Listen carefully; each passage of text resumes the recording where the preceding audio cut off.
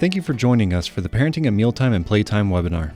The Ohio Chapter, American Academy of Pediatrics, operates this program with the financial support of the Ohio Department of Health. The Parenting at Mealtime and Playtime program, also known as PMP, has continued to evolve over the past several years to offer the best possible resources to you and the families you serve. Today, we are excited to share more information on the programs in Ohio. Thank you so much for taking some time today to talk with us about this really important topic.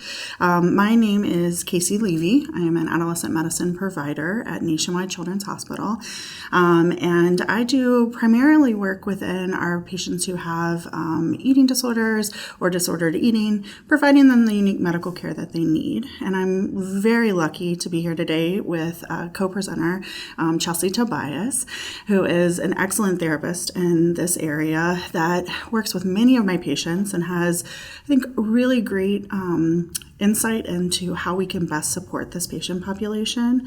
And we're here today really to talk a lot about this idea of how to create a supportive clinical space to engage patients with that may live in a larger body, and making sure that we're really adhering to how do we best support our patients. We know that our patients can come into an environment and we never want them to feel stigmatized. We never want them to feel like there's a reason to not come into the doctor.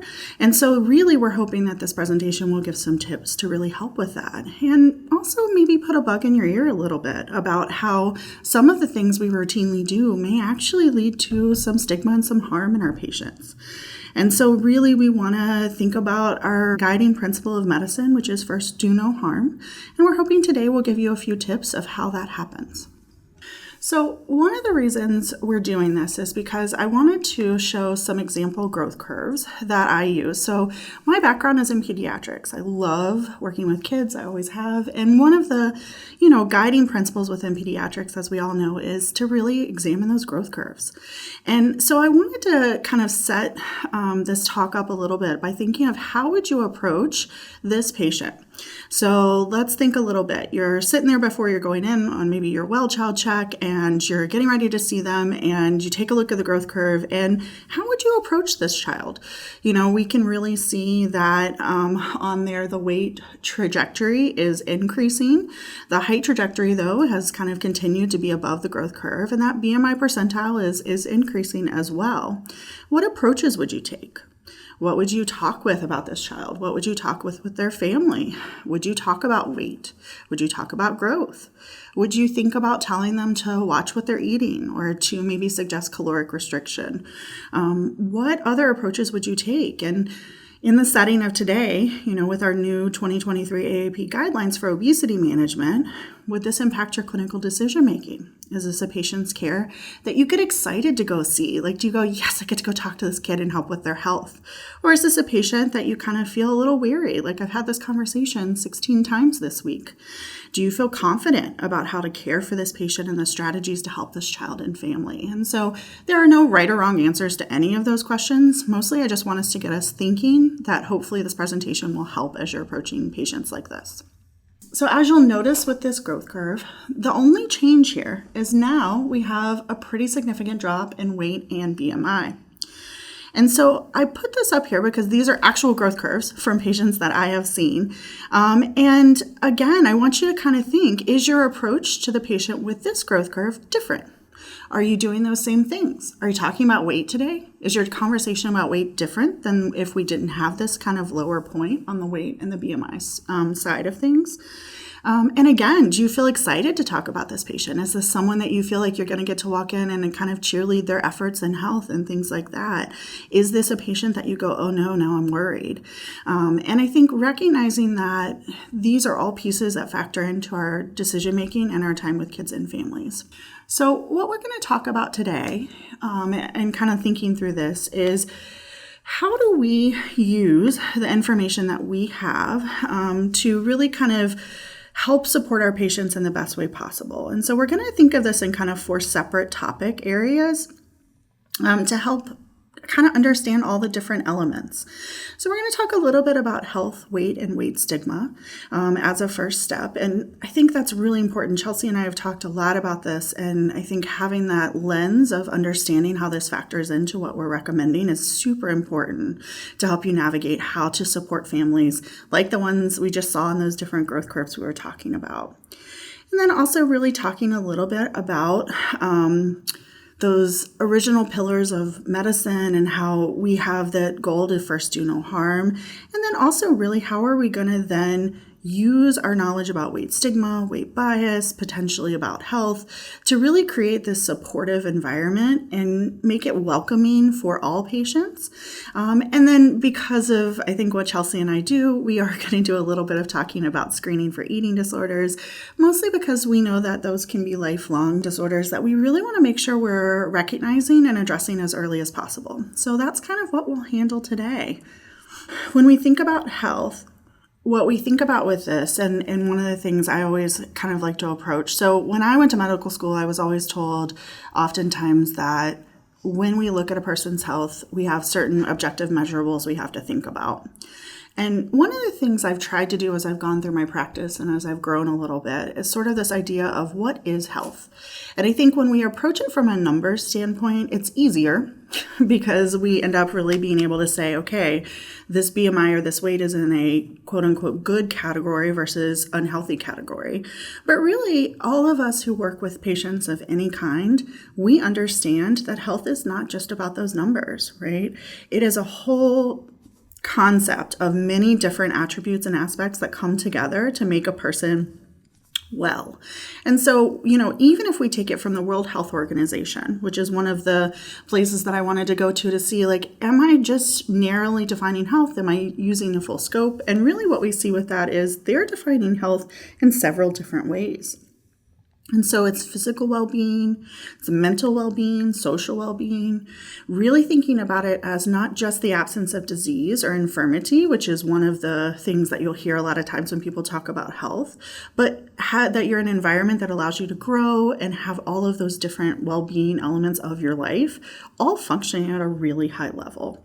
And so I think the more we think about health in this way, the harder it gets for us as pediatricians, because I do think it's so much more to think about with patients, and it provides you a richer experience to allow them to, see a family, see a patient, and see them in all their different aspects of their health and their well-being. And so I hope that as we think about this, that will feel like a breath of fresh air in some ways and a way for us to kind of approach the whole child.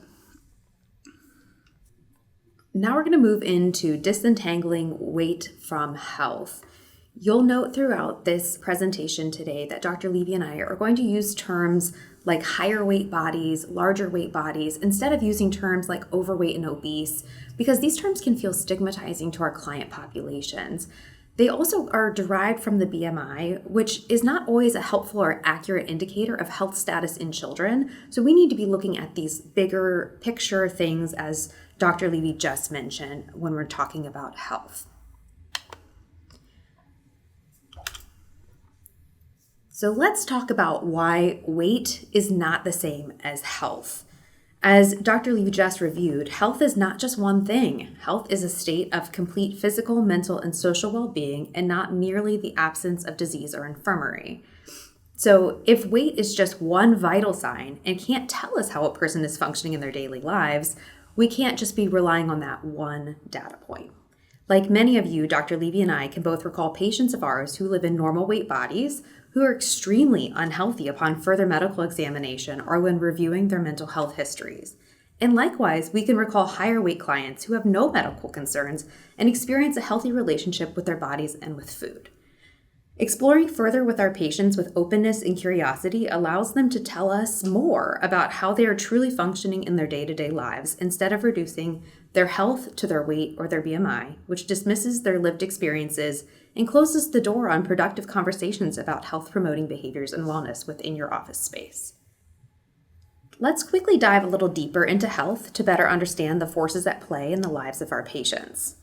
Access to health is currently a privilege in America, as we do not all have equal access to those health-promoting spaces. We call these social determinants of health.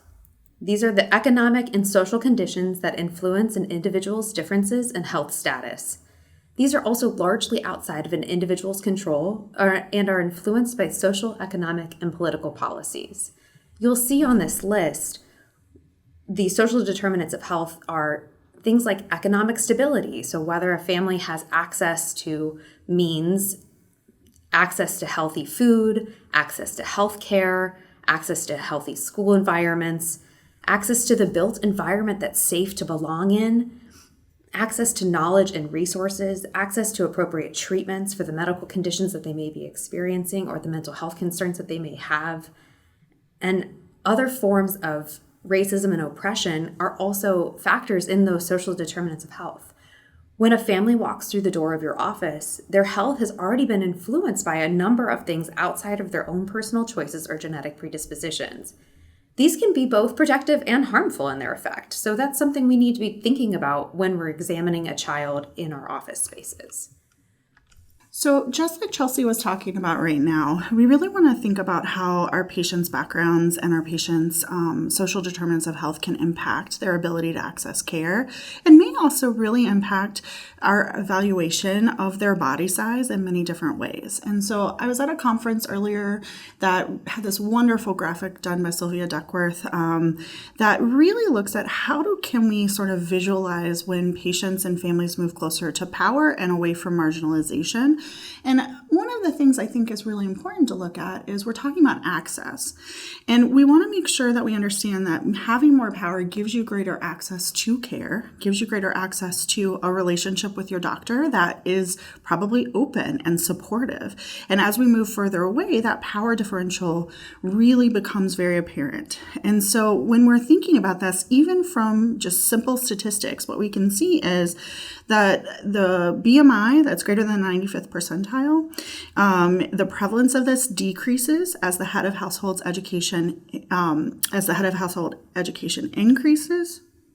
And so also with that, we see that the BMI prevalence increases for that higher BMI as income decreases as well. So now we've got that true relationship between maybe a measure like BMI and economic stability, right? And then also if we think about this related to race, ethnicity, we can really see too that certain ethnic groups really tend to have higher BMIs within the system that we're using. And a lot of this we'll talk about in a second comes from where the BMI comes from. And so it was never meant to be an individual measure of health. It was meant to be a population data statistic. And so we want to make sure that we recognize how all of these systems come into play with our patients. And I think make sure we're supporting them regardless of where they're at on this wheel of kind of power and privilege. We want to give them the best care possible. And within that, we want to make sure we understand what they truly have the ability to change in their bodies and what maybe they can't change in their bodies. And we want to make sure that we don't give them the task of altering something that is unalterable in a body. And so with that, I want to kind of have Chelsea's going to talk a smidge about set point theory, which I think is super helpful for people to kind of recognize within this world. So as we further disentangle weight from health, I'd like us to really understand what set point theory looks like. It's our body's job to keep us alive, and when we engage in dieting behaviors, our body actively fights against our actions in an attempt to ward off starvation, which is much more dangerous than maintaining whatever our current weight may be. In a few slides, we'll look more closely at the cycle of dieting, but in the meantime, what's important to take away here is that as a person's weight increases, whether through typical child development or due to other causes, their body adapts and typically establishes a new higher weight as the body's benchmark for health and safety, or their set point. We know that all bodies are different and all bodies have different set points. As we talked about in those social determinants of health, there are some reasons why people's bodies are at higher places. We know that weight stigma plays an important role in creating higher weight bodies because we're going to get into that shortly here too, about how it can feel really challenging to go to the doctor or face really uncomfortable situations that might be stigmatizing, which again, we'll get to in a second. So in our set point theory, we know that this is that healthy weight that your body is aiming for. And there's a really strong biological control that happens within the hypothalamus that regulates our food signals as well as our body mass. So as somebody is working to lose weight, what ends up happening is that your body starts ramping up the signals to tell them to actually eat more. And I don't know anyone who can kind of withstand that for very long unless it develops into an eating disorder. So typically, this isn't a good thing, right? We don't want to override our survival mechanisms within our own bodies. And then we also see that as a person engages in these dieting behaviors, they actually end up gaining more weight after they have failed, quote unquote, the diet. And that is our body's way of protecting us against a future famine from happening. So every time that a client or engages in weight loss, they are actually leading to a higher set point. So we can see that a person's set point is that weight that they maintain when they are listening and responding to their body's signals.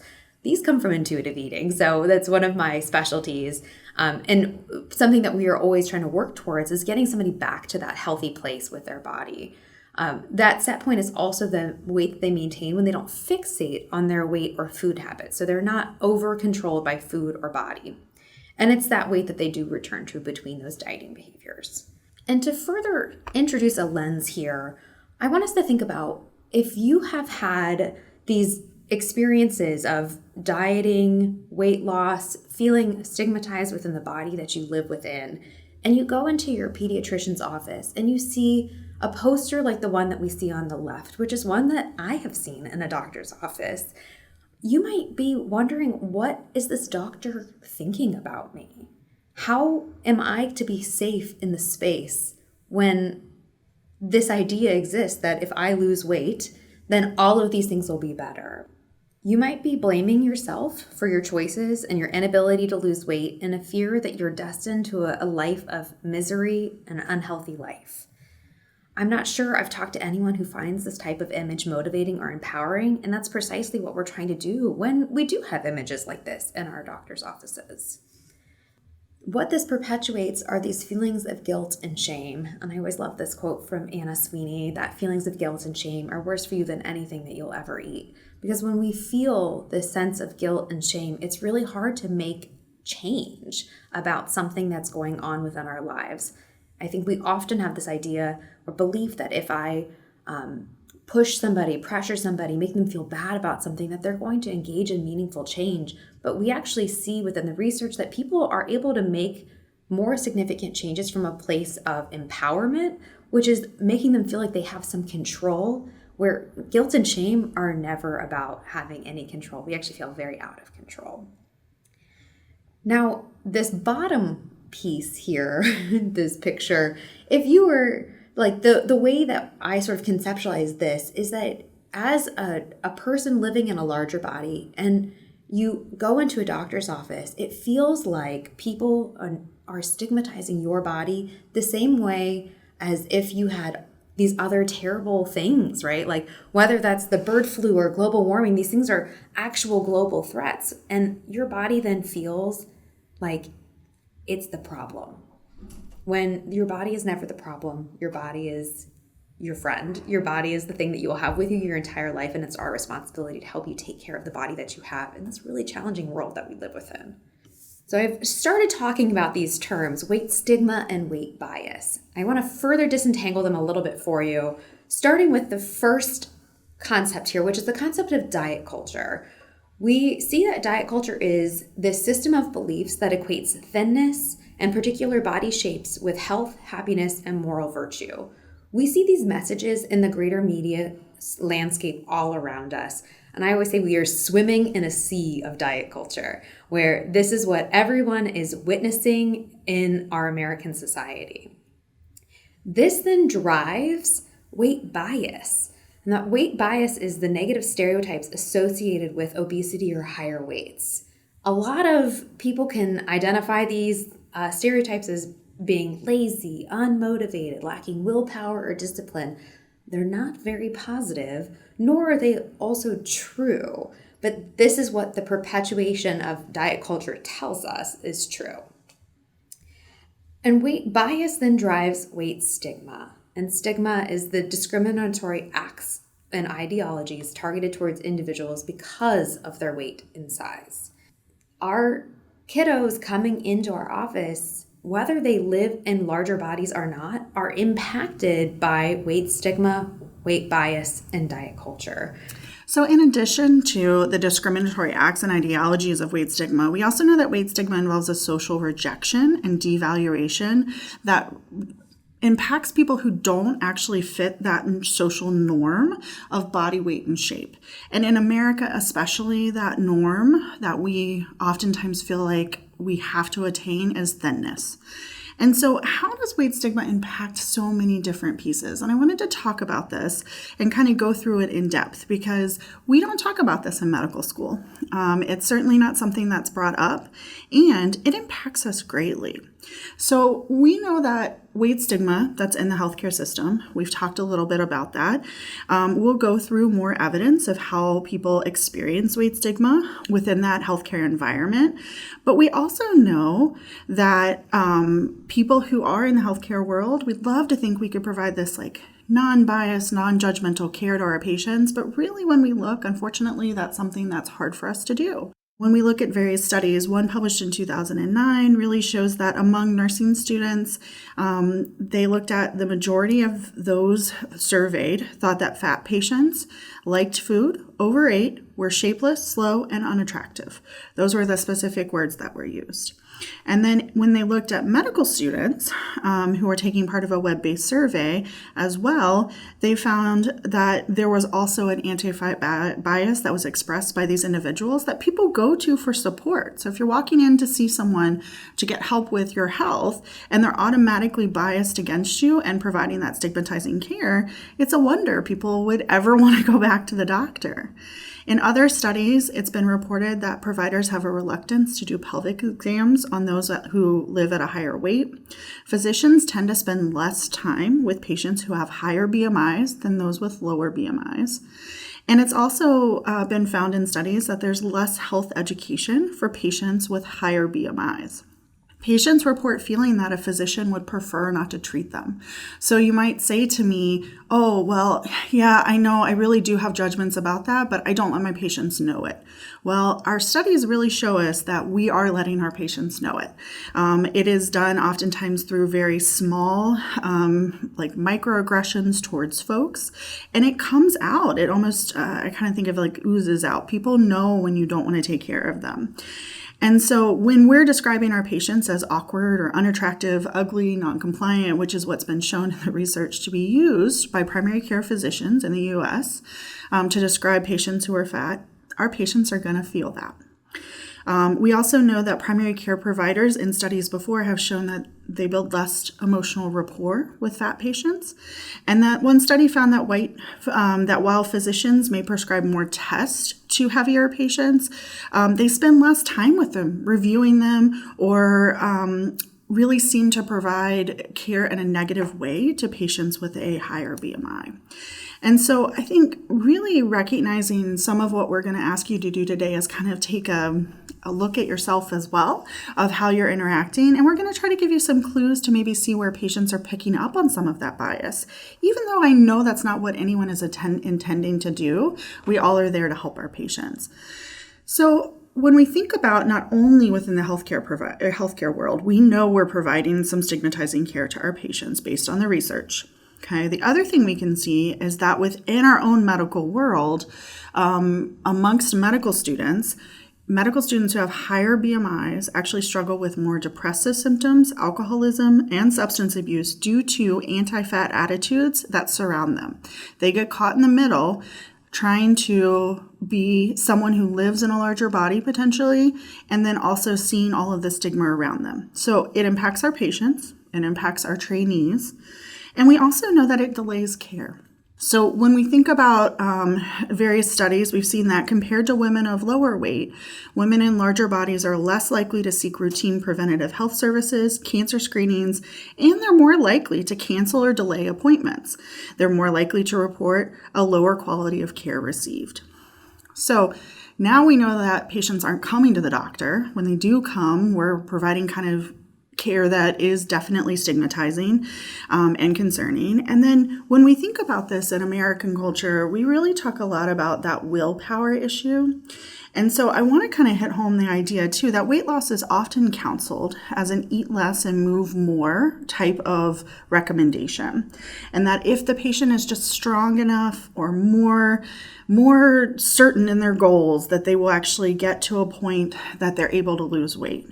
And what happens with that, though, is when people are unsuccessful, which as we just kind of talked about, our bodies automatically try to compensate for any weight loss attempts that we make, we're really getting into a situation where we're asking people to do something that's probably impossible.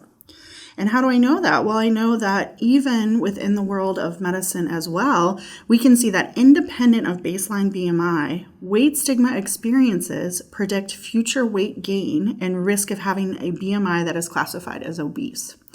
So we're taking a patient who maybe lives in a larger body. We're asking them to use ineffective means to modify their body. And if they're unable to do that, we then say it's their fault because they didn't want it bad enough. And so the question I always kind of come up with when I think about all this different information around is, we talk a lot about the obesity epidemic, which we could debate that at length probably, but really, are we focusing on the wrong thing? Are we focusing on weight loss? And really, we need to look more at stigmatization, and it's probably undermining everything we're trying to do. It's preventing people from coming to care. It's probably actually associated with them gaining more weight. And so is this why we all feel kind of burnt out, honestly, from a public health standpoint, from a pediatrician standpoint, that we're really not making headway with obesity rates? Well, is it because we're actually doing things that are not effective and we're increasing those elements within our world that lead to further stigmatization? And I think those are pieces I'm just hoping that we can all kind of take away and think about how we can improve in our practice. And so when I think about kind of this cycle of higher weight and weight bias, what I really think about with this is we know that weight bias and weight stigma really have adverse psychological consequences. And those that experience weight stigma, which we just talked about, most of our patients experience it based on the research, have higher rates of depression, anxiety, poor body image, substance use, low self-esteem, suicidal thoughts and behaviors. And this effect persists even after controlling for BMI, obesity onset, gender, and age. So what we look at with this is, I just told you medical students feel these things, patients feel these things. So we're stuck in a system right now that we have created that really is not giving the tools that we need to our patients. It's leading them to have negative feelings about us and about the care that we provide, having decreased health promoting behaviors. So if you're getting told to maybe eat less and move more by your doctor, it's no wonder if you're feeling stigmatized that you don't want to engage in those behaviors that they're asking you to do. Our patients may not feel like we have their best interests in mind. And this leads to probably higher elevations in BMI, increased medical visits, but as we just talked about, poorer quality medical visits. So you may come to the doctor more, but it's an experience both you and the provider really are not something, it's not a moment where we're feeling this great aligning of values together and really having this wonderful moment. It's a moment where the provider is looking at you, and oftentimes the research is telling us the patient is feeling undervalued. They're feeling that they are disgusting and they are not wanting to be there. And so it's really an unsatisfactory kind of engagement, and it might lead to more medical expenses that they don't need too. So it's all of this really related to that weight bias in the bottom, and I think it's something we really need to look at. I think when we look at what weight bias does, not only do we have all of these things we've already talked about, but we also see that it can be really impactful related to treatment of mental health in addition to physical disorders. They're all within the same body, so it makes a lot of sense. And so really making sure that we're recognizing how all of this creates a cycle that leads to the exact thing we're trying to prevent, which is people not taking care of their bodies and not engaging in health promoting behaviors and improving their health. Moving into the next part of our presentation, we're going to be talking about what is weight cycling and dieting and the impact of those on the overall health of our client population. So here's a typical cycle of dieting. A person makes the decision to lose weight, and they are really determined to make a change. There's something going on within them that makes them feel like this is the right thing to do right now. That person then works really hard to cut back on intake of nutrition, eat more balanced, and they increase their activity because this is what their doctors have been telling them to do. And guess what? They often have early success and they feel amazing because they're seeing change happen. People are noticing and giving them compliments, and that is super rewarding. The problem becomes that as their intake decreases, we start to see that increase in the famine response within their body. They are losing weight often from their lean muscle and not from their body fat, as people often presume that they are.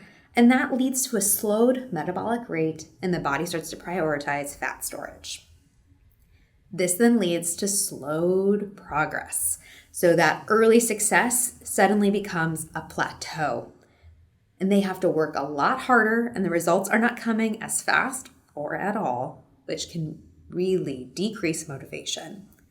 They hit that wall really hard about 3/4 of the way through the dieting process, and they lose motivation and dieting slip-ups start to occur. As I mentioned a few slides back, that hypothalamic reaction starts to increase the noise within their brains and their bodies, which makes them hungrier, and we see a feast response.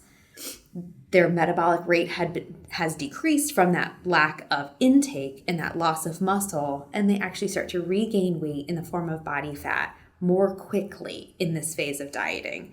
As their intake begins to increase, we see that they've quote unquote fallen off of the wagon, and they've regained all of the weight that they had previously lost, and usually about 5% more is what we see. And they feel like a failure and have those feelings of guilt and shame that we talked about previously.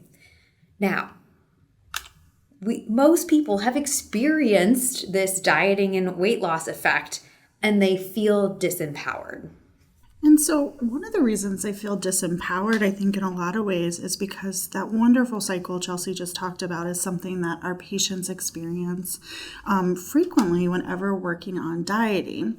And when we've looked at large studies, so this analysis here that I'm showing included over 100,000 men and over about 150,000 women who were registered between 2004 and 2014.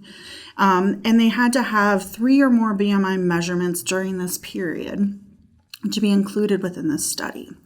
And what they were looking at a lot in the study, I think, is to see what is the likelihood that someone is going to be able to achieve these certain goals we're setting, right? One of the most common ones that we will say, I think, in medical world is, all right, let's work for 5 or 10% body weight loss, right? So how often is that really happening in our patients? So we look at these top 2 elements. This is for folks who have a BMI of 30 to right below 35, and then a BMI of 40 to almost 45. And we see that within those groups, when we're asking people to lose 5% of their body weight, they are successful somewhere between 10 to 15% of the time. So one of the things I wanted to bring about with this is, and to have people think about, is we're recommending someone to do something that really the vast majority of who we ask to do this are going to be unable to achieve this goal. And so when you're talking to your patients, you're thinking, I have to tell 9 women and men to lose 5% of their body weight, and only one of those 9 people is going to be able to achieve what I'm asking them to do. That's pretty low numbers. And if we look at long term, this idea of achieving a lower BMI, a BMI that is not in the overweight or obese category, so less than 25, what we see is the percentages of people being able to do that is so low, I almost couldn't even put it in the boxes. So that's going to be for those bottom 2 steps there. If you have someone who has a BMI of 30 to 35, essentially, and you want them to get to a BMI of 25, that's going to happen in about 1 in 124 women or 1 in 210 men. Same thing for if we have a higher BMI, 40 to 45, 1 in 677 women and 1 in 1,290 men. Now, things and caveats to know with this. So one is this was looking at them over a certain time period. And we know that if you have a higher BMI, you would have to lose more weight, obviously, to get into that BMI less than 25 category. But what I'm thinking about right now is less about the overall impact of that change for that one particular person, but just the feeling of not being able to actually make the goals their doctor is recommending, right? So understanding that if we have someone who has a super high BMI, maybe that's just genetically where they're at, or there's other things that go with that, and we're telling them that we're going to continue to ask them to do this until they're below a 25 BMI, that means that they are then going to be stuck in this 1 in 677 women or 1 in 1,290 men that are going to continually have to hear this message that their body is abnormal or wrong until they get to 25 for their BMI. And even then, that's probably not going to happen based on the numbers that we have, right? So when we think about this, I think it's really important that this inform our practice, right? Oftentimes when people are aiming for a BMI, they may say, okay, we know that's overwhelming, so let's do that 5 to 10% of weight loss. Well, again, we see pretty low percentages in people being able to attain that 5% loss. And honestly, discouragingly even more is that if this is our goal and our measurement for success in health, we see that about 50% of patients who lost that 5% body weight regain that weight within 2 years. And as Chelsea was talking about, they may even regain 5% more. So when we think about this, really the majority of people who are able to be successful, that very, very small number that can modify their body weight number, it's not forever. So now we've given them a goal. We've asked them to move towards that goal. Maybe they got luckier in that 1 in 7 or 1 in 9 who are able to do that. However, then within the next 2 years, that weight is probably going to be regained. And then they're going to come back in, and we talked a lot about that shame and guilt. You've probably praised them for their efforts of taking care of their health when their weight was going down. And now they're going to feel ashamed when they come back in and it's back on. So I think we have to be really thoughtful long term of what we're asking patients to do and what we're identifying as success. For me, when we think about success, I would 10 times rather get somebody in the habit of being able to go take a really great walk with their family every night than care about what their number on the scale does. One is a health promoting behavior, one is going to move the scale number. And to me, and I think most pediatricians, we would hopefully all agree that really getting those health promoting behaviors is what we're aiming for. So I want to make sure we're really thoughtful with what the implications of what we're asking patients to do and celebrating with them. What does that do for their long-term health? The lure of dieting is entrapping. Our culture's obsession with the thin ideal and the rise in those diet culture messages have led to children fearing being anything other than thin. So imagine living in a larger body and even a normal sized body and feeling like there's something wrong if you gain weight. We see that 40 to 60% of elementary aged girls are concerned about their weight or becoming fat.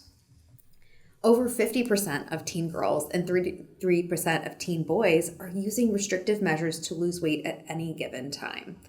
These numbers are concerning to me because dieting behaviors are one of the things that we know are the best predictive factors of if a person will develop an eating disorder later on in their lives.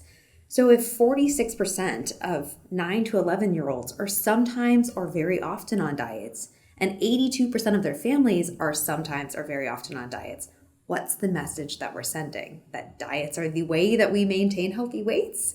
Except that's just not true, and we can see that in everything that Dr. Levy has just talked about with us. We know that adolescent girls are at a greater risk of developing eating disorders and are engaging in more crash dieting behaviors and use of more extreme dieting measures. And we also are seeing that the 35% of just even like normal dieters, so people who think like, oh, I'm going to engage in these very health promoting diet behaviors, like maybe I'm eating whole foods or I'm not eating high fat foods, whatever the diet du jour is. Unfortunately, those end up leading into pathological dieting, which then is more likely to progress into a full syndrome eating disorder. So we see that eating disorders exist in not just our low weight children. They're actually existing often in our higher weight patients and even our normal weight patients. And it's important that we're aware of that because there's a very big link here between fear of weight gain, fear of living in a larger body, and the behaviors that we're encouraging within the medical setting in order to control body weight and shape. So I want to add one thing to that too, which is this idea of dieting. I think if you talk to most pediatricians and most families, they would say, oh, we don't diet. We know dieting doesn't work.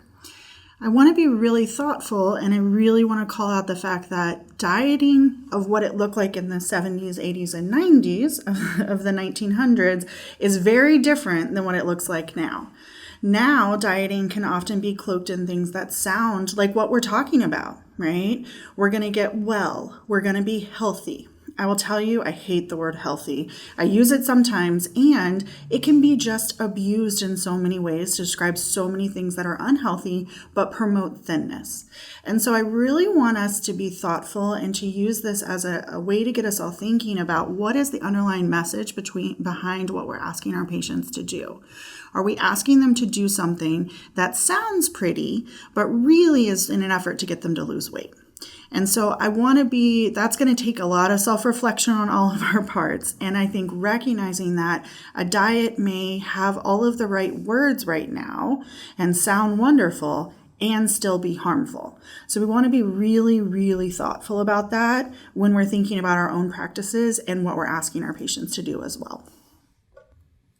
So as mentioned, dieting is a risk factor for developing higher weights and eating disorders. So we actually see that in a prospective cohort study of 9 to 14-year-olds that were followed for 2 years, dieting was associated with a greater weight gain and increased rates of binge eating in both boys and girls. So that cycle of dieting and the set point theory that we talked about earlier really illustrate how engaging in restrictive measures with our eating actually can lead to higher weights as time goes on, because hunger is going to drive binge eating, right? So we're going to see people engaging in these behaviors that are more likely to lead to higher weights or weight gain. We also see that girls without a high BMI who dieted in the 9th grade were 3 times more likely to be overweight in the 12th grade compared with non-dieters, which is, I think, just that really important part of recognizing that when we have weight stigma built into the system, when people fear gaining weight, they engage in these behaviors that are actually more likely to lead to higher weights in the long run, instead of if we were to encourage folks to just listen to their bodies, eat and exercise in ways that make the most sense for them and their family systems. And then we also saw in that same prospective cohort study that students who were 14 to 15 years old, followed for 3 years, that dieting was the most important predictor of developing an eating disorder. So if this is where our kiddos are starting from, where are they going to end up in the future, right? We have to have early interventions to encourage more health promoting behaviors and less of this fear of being in a higher weight body. Moving into our third topic, we are going to be talking about how we can put this information into action. How are we engaging the child and the family when they come into the office setting? We're going to be talking a lot about how we can support our patients and the ways in which we can engage them most effectively. I think we have a lot of really good news for folks in a presentation that's been filled with a lot of worry and other things. I think this is so wonderful for pediatricians because we have the ability to set such a great precedent for future healthcare and to set kids up to be in a really wonderfully health promoting type of environment. And one of the things, and we know this in medicine, is our language has great power for patients and for their families. And so when we think about kind of how we describe folks, I think we have to always recommend, and we always know, we don't say a schizophrenic or an anorexic or a diabetic. Sometimes we say that in shorthand when we're maybe doing a handoff. I understand. I've been there. I've done the call. And I also know that when we're talking about patients, it's really important that we remember we're dealing with a person who has something, right? We have a person who has diabetes. We have a person with obesity, right? And so I think making sure that we are not implicitly saying it's okay to use obese as the primary descriptor of a human body. So when we think about labels for disease, this was a study that actually looked at publications that were searched on Google Scholar. It was really actually a great little study, but they talked about the language that was used. So for diabetic people, there were only results of around 5,500 or so, somewhere in there. When they searched for studies that had the wording of obese people or obese patients, it yielded over 30,000 results. So when we're thinking about patient first language, if we were to flip that and say people with diabetes, we then have this massive body of literature. But when we look for people with obesity or patients with obesity, we only have 2,000 results. So when we're trying to find this research, we have to be thinking also about how we're presenting it. Because now I'm saying that to be able to find any of the research on folks who maybe have that category or that diagnosis of obesity, you now have to search in a rather stigmatizing way to look for obese people rather than people with obesity. Similarly, or exactly the opposite actually, for diabetes, right? If we want to find the research, we have to search for people with diabetes. So this is a really small change, but one I think to recognize that can be super powerful for our patients. I am on a very big kick in my practice right now of trying to figure out how much weight is important to what I do on a daily basis. And I encourage you to think about that. And you'll hear as we go through some of these, this is part of the reason I've been thinking about it more. We automatically assume that that's part of a medical visit, that people will get weighed. Do we really need that information all the time? Sometimes, yes. 100%. And then other times I do wonder if that's a needed measurement. So I say that as a little food for thought. And then we want to kind of go through some specific pieces of engaging with patients and or families that have higher weights. And I think with this too, I encourage you to think, this isn't a special population though. I'm a big person of wanting to do like the same consistency for everyone.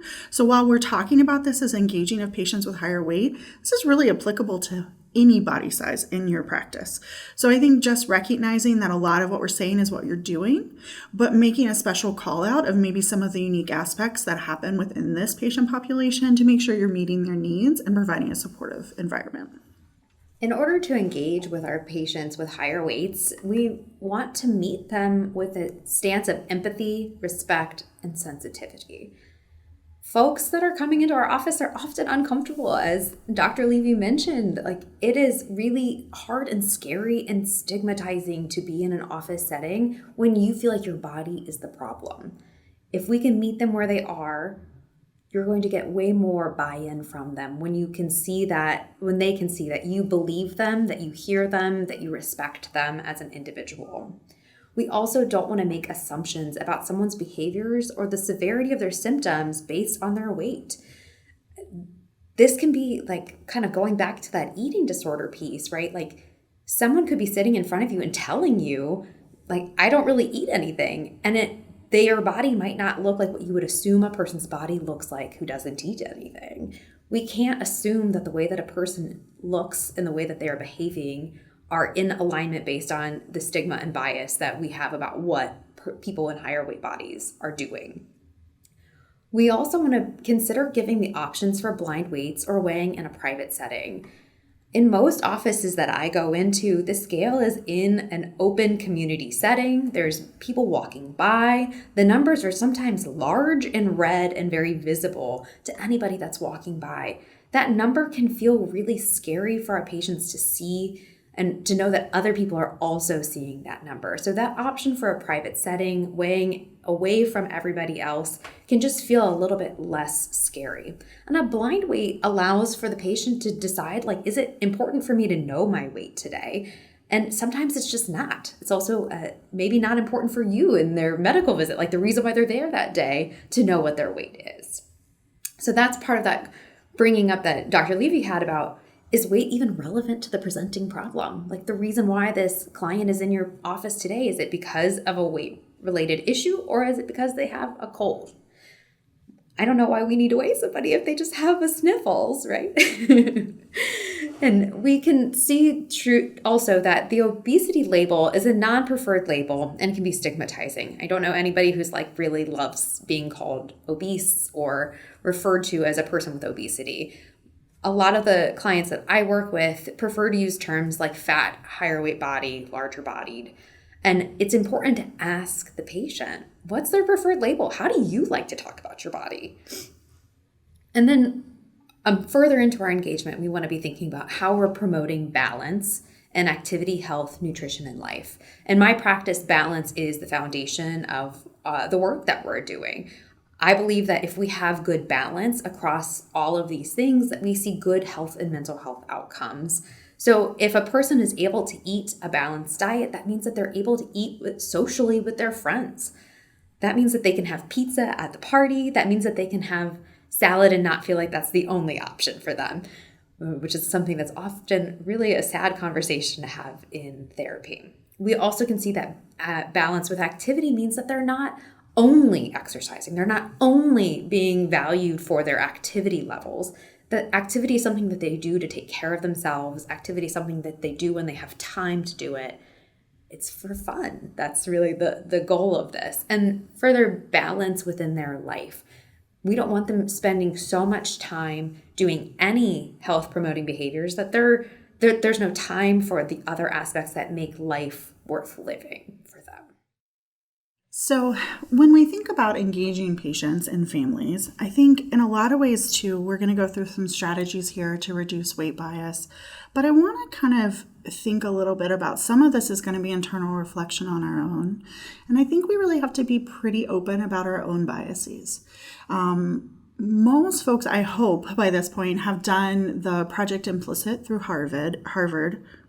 And really looked at that. Well, they have one related to body size. And I do really think it's helpful if you can even do that to see.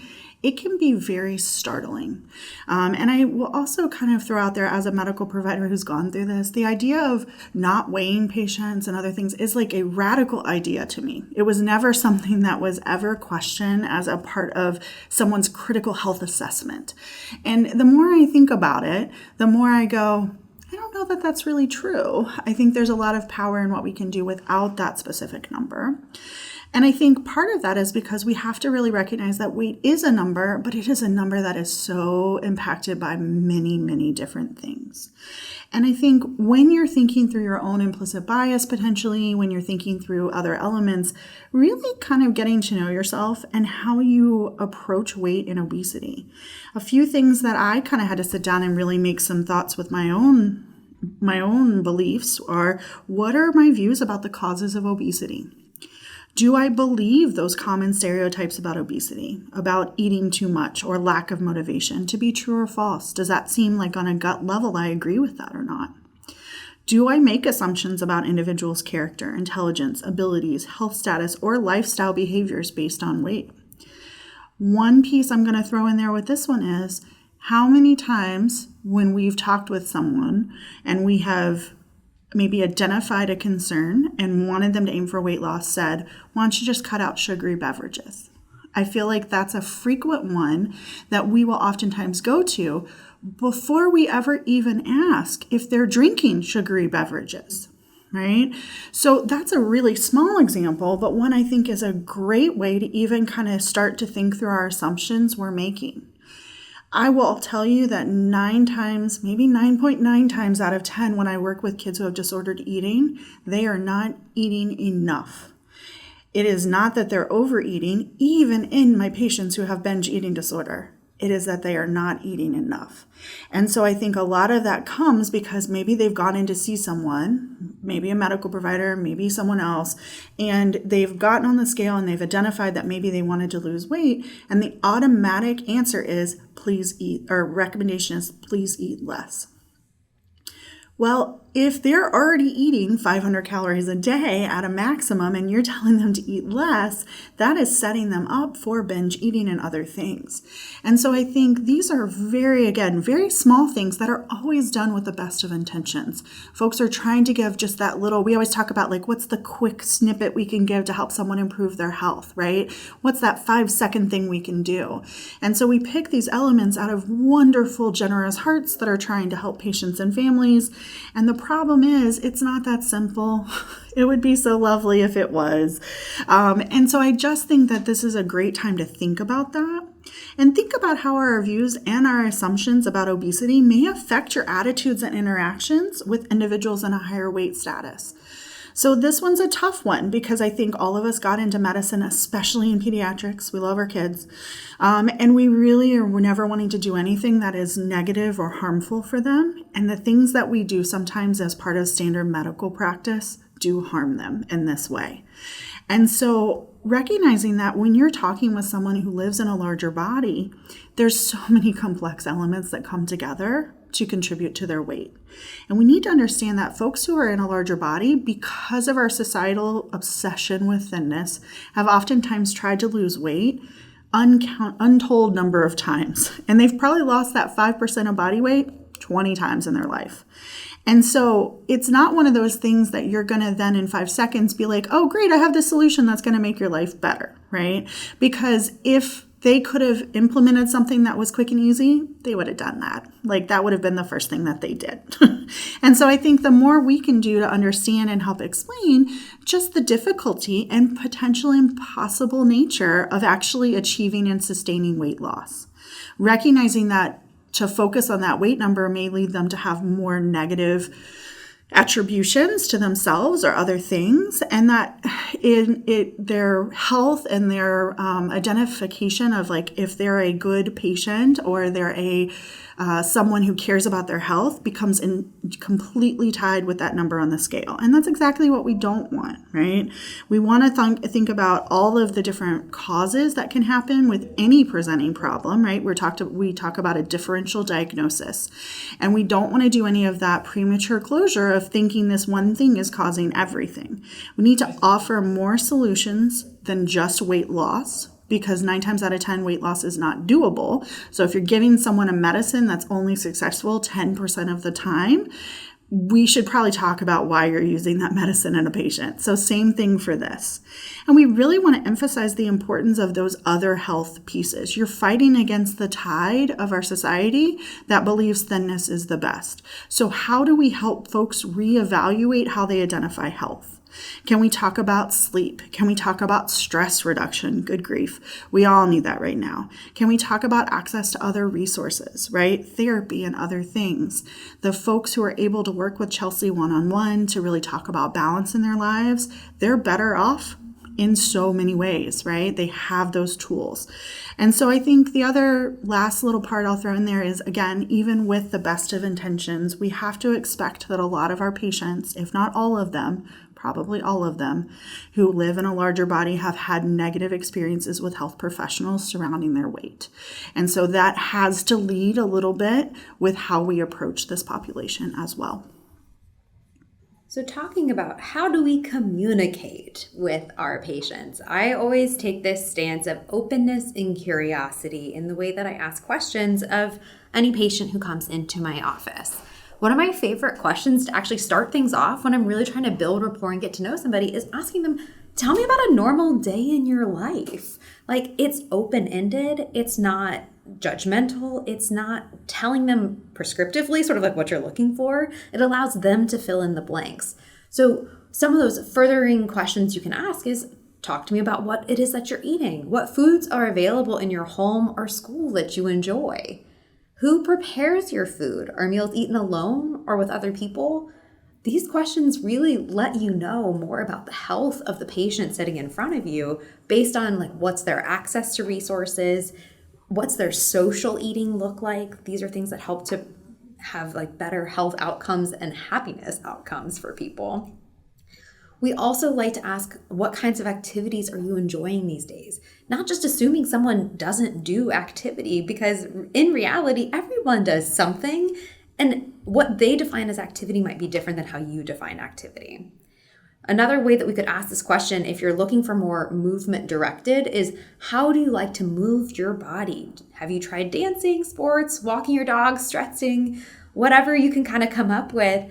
A lot of the times you'll learn that your kiddos, like maybe they love doing like dance video games. Like maybe they love throwing the baseball with their dad in their backyard. Maybe they take their dogs for a walk around the neighborhood. Those are great health promoting behaviors that we are not always identifying in individuals because they think, I don't play a sport, so I'm not active. And that's just not true.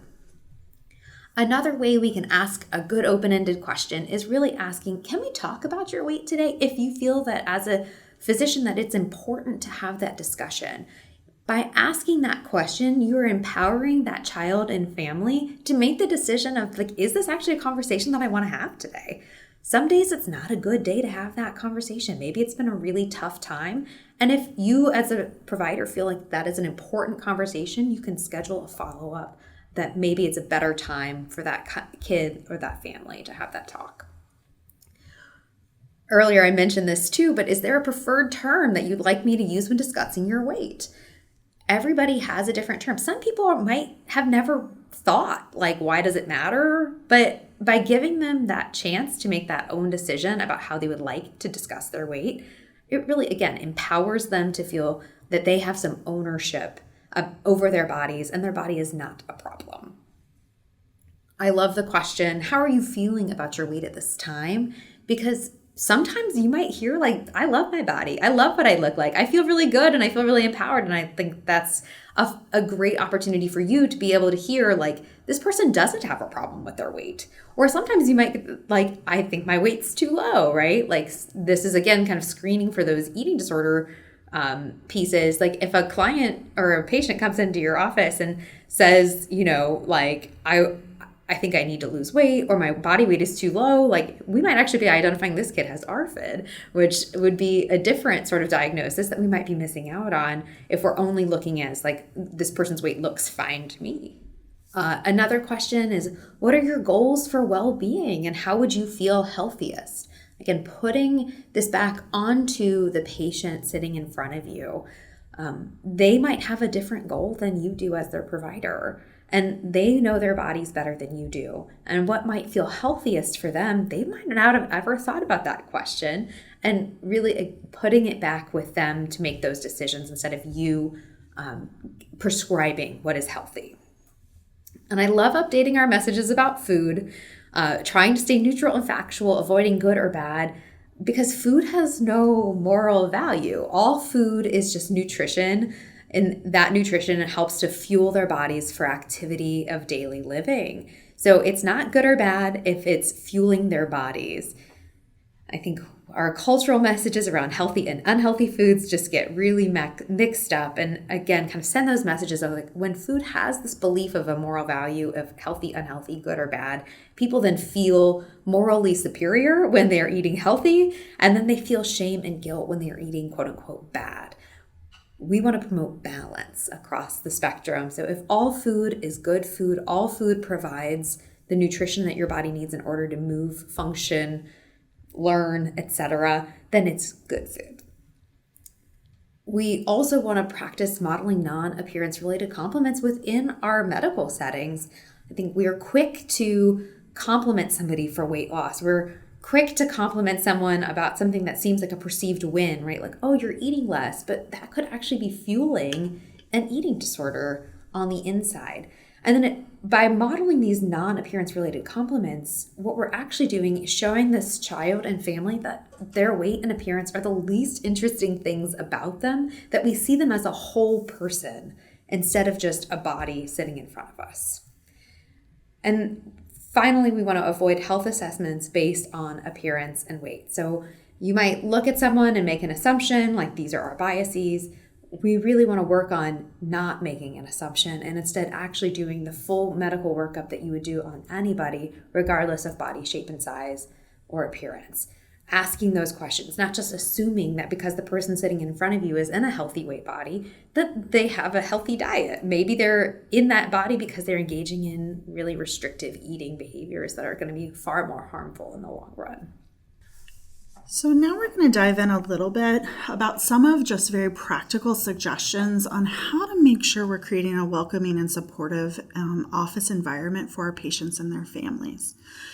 So I encourage you to think a little bit about your own office that you see patients in, and think about, do all bodies, regardless of shape or size, really feel welcome in your office space? And that's the part of this section of this presentation that I think we're hoping to address with some of this kind of food for thought elements. So when we think about creating a supportive medical office environment, we have to remember that our patient's experience doesn't just start when we walk through the door.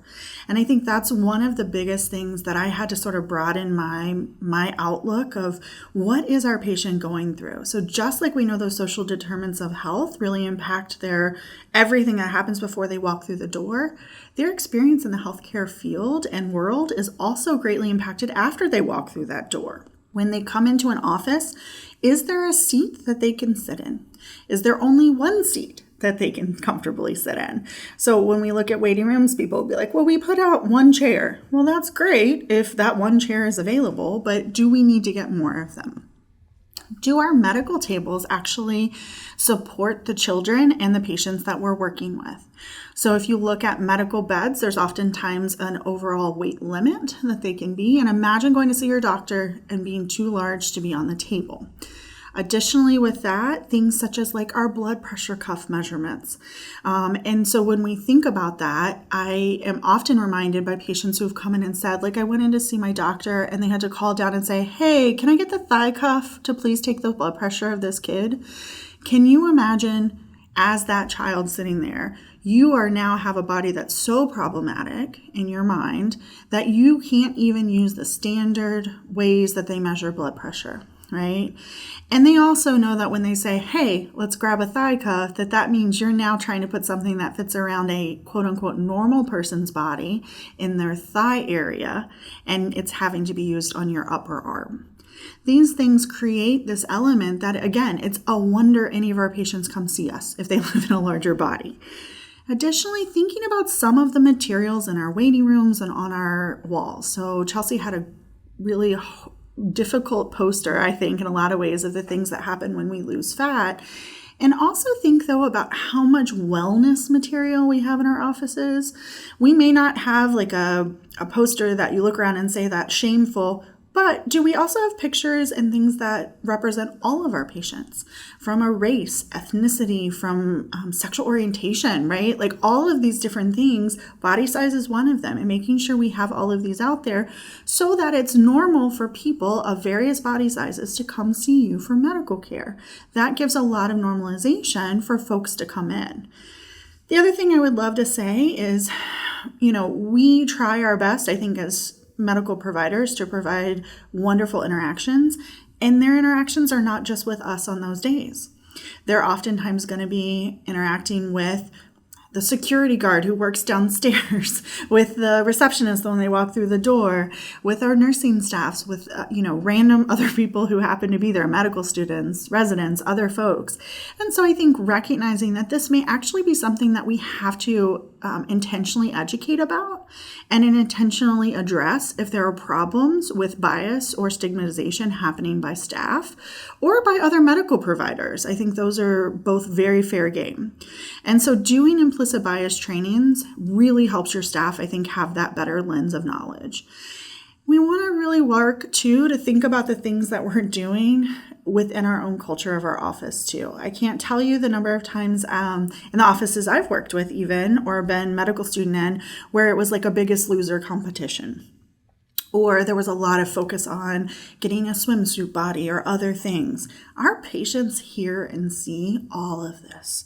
And so you are in that way, if you're doing one of those competitions, again, supporting that thinness is the thing they have to have in their bodies to have this wonderful, rich life. And if they are in a thin body, they're not going to have this wonderful, rich life. And I think really helping people understand you're dealing with someone who probably has a lot of anxiety because of past experiences with providers.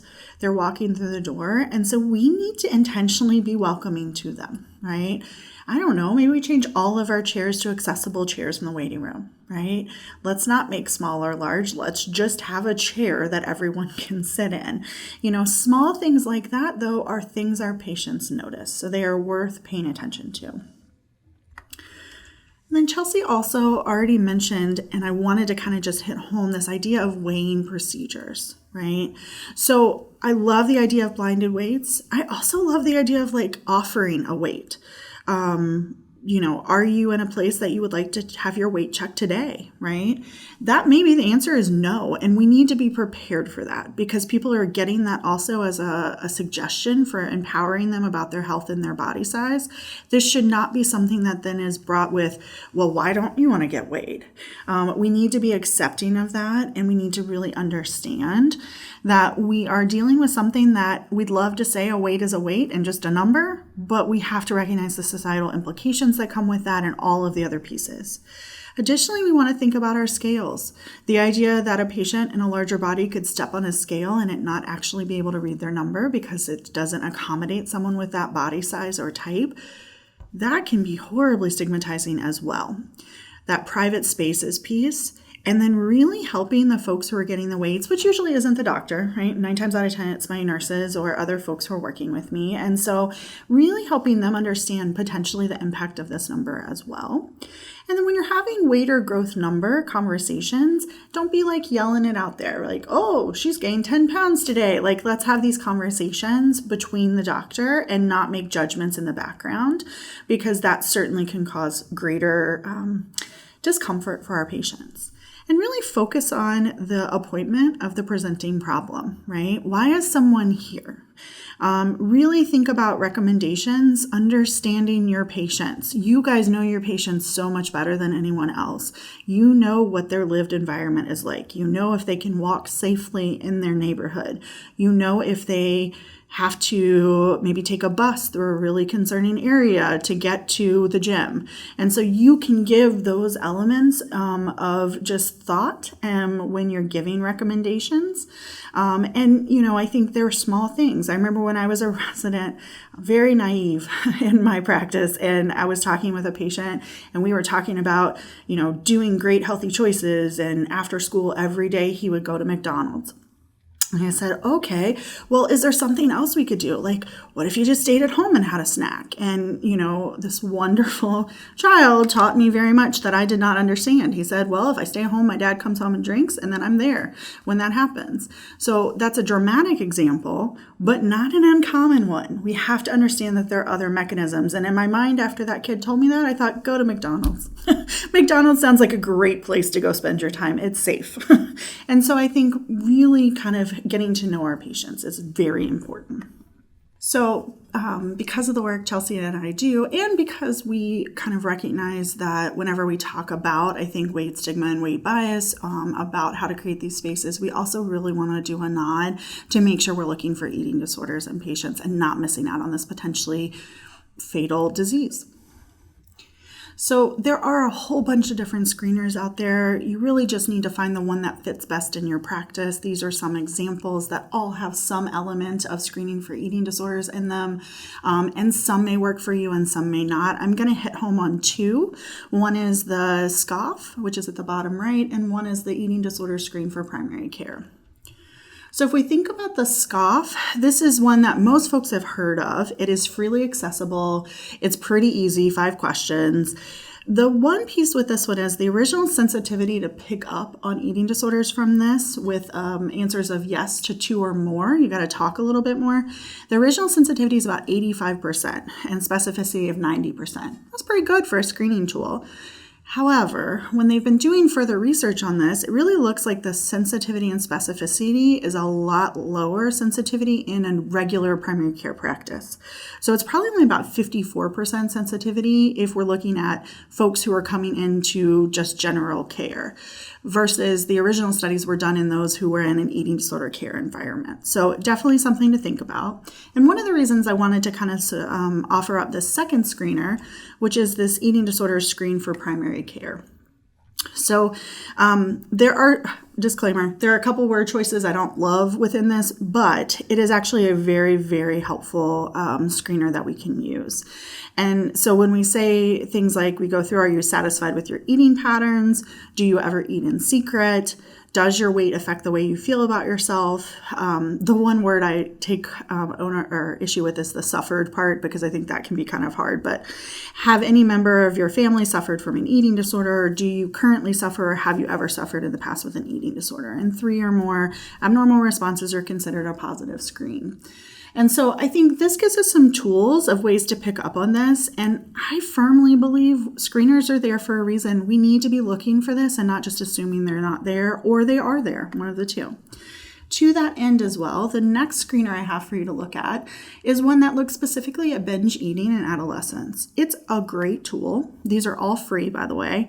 And it has pretty good sensitivity and specificity to look at those who are likely to have binge eating disorder. It's a 10-question item, and it is one that really helps you understand, I think, when they're coming in, maybe for that weight loss concern, what's happening with that. So the reason this is so important, and this is something that hopefully if I could pick one message, 2 messages for you to take home, this is certainly one of them. There is no BMI that equals an eating disorder. Eating disorders come in all shapes and sizes, and medical instability can occur at any BMI. And I think that's very important to remember.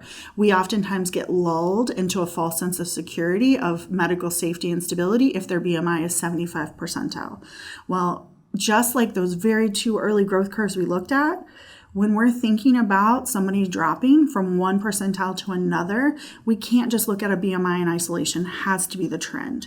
So making sure our differentials are broad enough to recognize that there could be an eating disorder in any patient that walks through our door. And I have a few growth curve examples just to kind of help hit this home a little bit, because this is something that I see frequently. And I've talked to pediatricians who look back and go, oh my gosh, I wish I had realized that it was an eating disorder. So, when we're thinking about this kiddo's example, so we can see weight in the top left, height in the bottom left, and then BMI on the right-hand side. This kid is malnourished by anyone's sense of the definition. We see that BMI falling below the growth curve and weight. I feel like most people are pretty apt to pick this one up as a concern for an eating disorder. The next couple of examples, though, are going to show you kids that I've had to put in the hospital because they are medically unstable related to their restrictive eating patterns, and BMIs would not be one that you would automatically assume are concerning. So when we look at this kiddo, there's nothing about this growth curve that screams huge concern to me, and this child had a very low heart rate and was in the hospital for a good 7 to 8 days because of how negative that energy balance was. And the fact that their BMI was only the 75th percentile really prevented people from recognizing the level of concern with this kiddo. This next one as well is one we have to think about. So one of the things I've been doing a little bit more as well in my practice is looking at height growth. And so with this too, oftentimes I will kind of look at someone's height growth as an example of if they're getting appropriate fuel. Because we all know if you're not eating enough, your weight is going to change, but your height growth is also going to change. And so this is a great example. Looking at that BMI, we can see when the kiddo was very young, they were growing at a really high percentile for height. And then we see that weight just sort of drift down just a little bit over time, and that height growth also kind of drifts down over time. And so recognizing that when I met this kid, which was BMI at the 25th percentile, and weight hadn't changed dramatically, they also had to go to the hospital, and they had to go to the hospital for a lowest heartbeat for this child was 25 beats per night or per minute overnight. And it was really because of that energy deficit that got created by restrictive eating and over-exercising. So very important to recognize all BMIs can have eating disorders. So takeaways, where do we go from here? We're hopeful that changes in your behavior as a provider can make a considerable difference in supporting all of your patients' health. We know that there are currently no effective ways to achieve long-term weight loss. So if we're making this recommendation, we're setting folks up for failure, and that's going to only further perpetuate harm for them. We also know that attempts at short-term weight loss typically lead to weight gain, so that's unhelpful for us in the big picture. Changing how we are talking about weight and bodies and food are effective ways at reducing stigma that our patients feel when they come into the office setting. That can directly improve our health outcomes and improve engagement with you as a provider while decreasing rates of disordered eating. We know that this is going to take some practice, and it doesn't really feel natural when this is not how you were taught in school, nor is it how our culture at large thinks about weight, shape, size, health, and bodies. So do your best. Know that it's going to be uncomfortable while we're making these changes. And if you can be a little gentle with yourself, just like we need to be gentle with our patients, you might actually be able to make better changes for yourself longer term. And finally, don't assume anything about a patient based on their health or their appearance. We know that there are many things that are below the surface. And if we can keep an open mind, an open approach, and a stance of curiosity, we might actually learn more about our patient and help join with them in their goals of health promoting behaviors. If you're like me, when I started this journey, I was having to unlearn a lot of the different rules that I had just taken to be true at face value. And so I am, as you can tell from this presentation, really like to base my information on the literature and the research, because that's what we do in medicine. And so we really wanted to end this presentation today with, where can you get more information? We do not expect this presentation to be a comprehensive anything for you, but maybe just a start to your journey to learn how to best support your patients, regardless of their body size, whether it's large or small or right in the middle.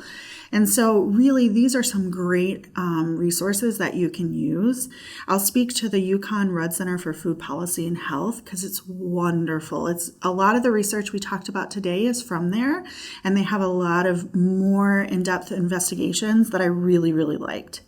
The AED Purple Book is a great one for eating disorders of what to do in your primary care. So I highly recommend that. It's freely downloadable in PDF online, and it's updated about every 5 or 10 years, somewhere in there. If you're really wanting to dive in a little bit more into what do my patients experience, one of the great recommendations I can give is one called You Just Need to Lose Weight and 19 Other Myths About Fat People. It talks a lot about anti-fat bias within our culture. And Aubrey Gordon does a wonderful job of including patient examples and other things to help you really understand what we think about automatically oftentimes when we see somebody in a larger body size.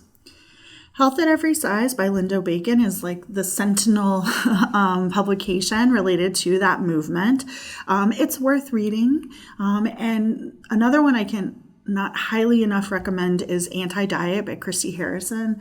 That one just gives you so much food for thought, no pun intended, but really trying to think through how is diet culture impacting our daily lives.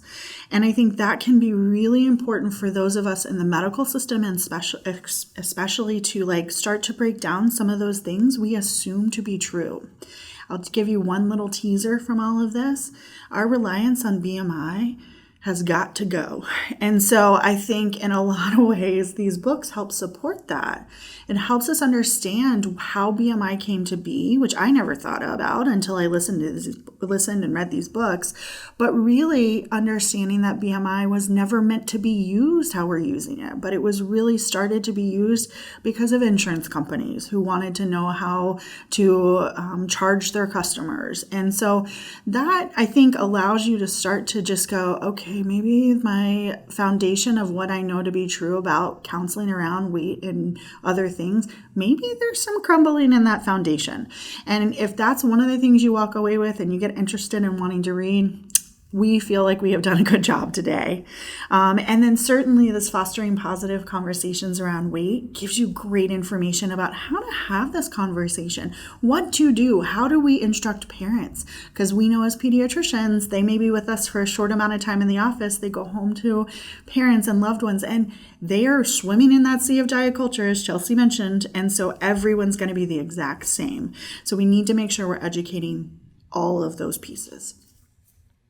So we wanted to take a moment to say thank you for your time today. We know that everyone has busy practice schedules and is really having to be judicious with their time allotment for education.